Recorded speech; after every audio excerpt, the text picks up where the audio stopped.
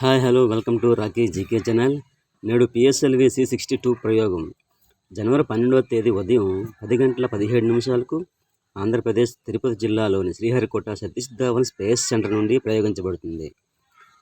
ఇది 2026లో ఇస్రో తొలి ప్రయోగం. దీని ద్వారా EOS-N1 ఎర్త్ అబ్జర్వేషన్ శాటిలైట్తో సహా మొత్తం 15 పేలోడ్లను కక్షలో పంపుతారు. EOS-N1 శాటిలైట్కు అన్వేష్ అని నామకరణం చేశారు. ఇది శత్రు కదలికలు మరియు వాతావరణ మార్పులను పర్యవేక్షిస్తూ దేశ భద్రతలో కీలకంగా పనిచేయనుంది. 1485 కేజీల అన్వేష్తో పాటు సింగపూర్, UAE సహా వివిధ దేశాలకు చెందిన 15 వాణిజ్య ఉపగ్రహాలు ఇస్రో అంతరిక్షంలో పంపనుంది. ఇందులో హైదరాబాద్కు చెందిన బ్లూ బాక్స్ మాంటిసోరీ పాఠశాల విద్యార్థులు తయారు చేసిన క్యూబ్సాట్ ఉపగ్రహాన్ని కూడా ప్రయోగించనున్నారు.